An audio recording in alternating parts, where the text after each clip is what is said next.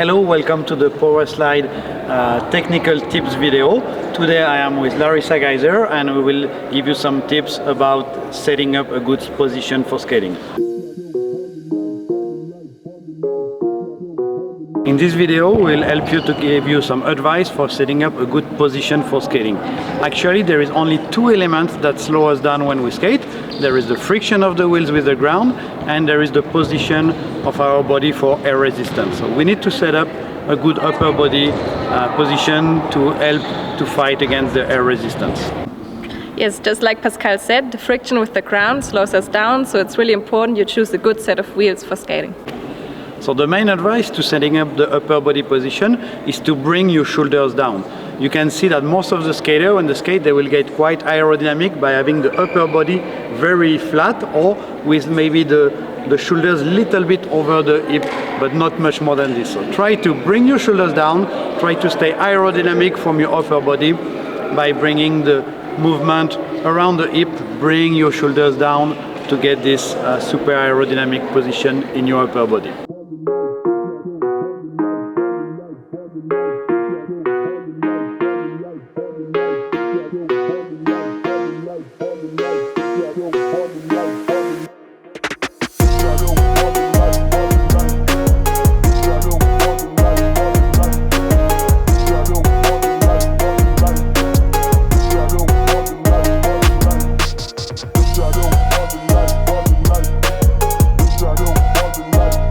Actually, when you want to maintain this aerodynamic position from your upper body, it should not cost you more energy.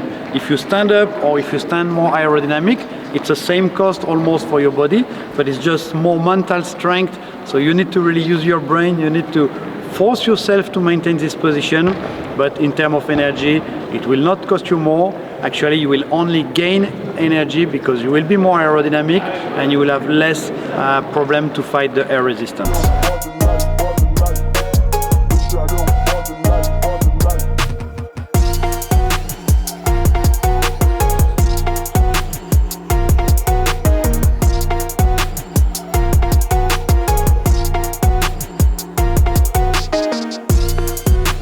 Now that you worked and you set up your upper body position, it's time to decide on the height of your hip.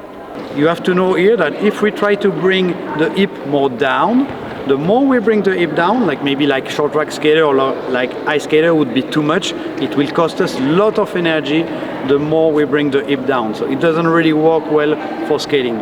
Even if the hip is going down, we get a better grip. We only want to maintain a quite low position only when we sprint. But when we start to do more kilometers, when we do marathon or long distance race, we can accept to bring the hip a little more up.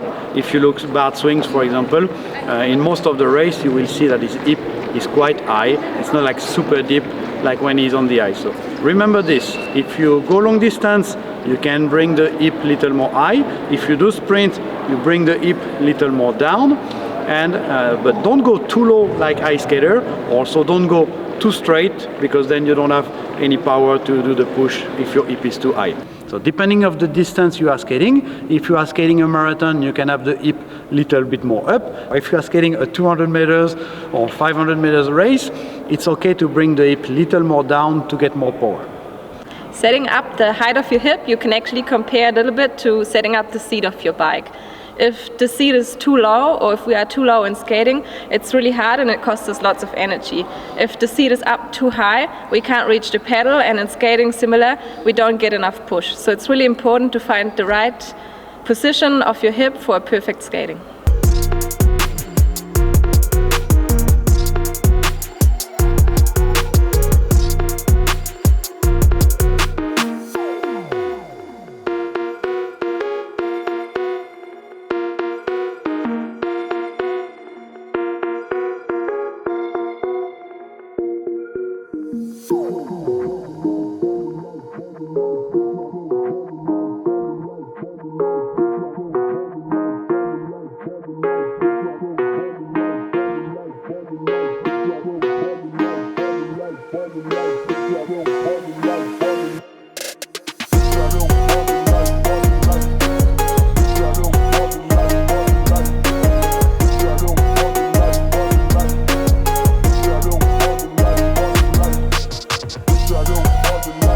one more element when you are skating, you really want to have the upper body very stiff, very compact. Not too stiff and completely contract, but you want to be quite compact with your upper body when you skate. So if, for example, if I put pressure on the hip and on the opposite shoulders like this, you should not be easy to move. You want to contract a little bit the transverse muscle.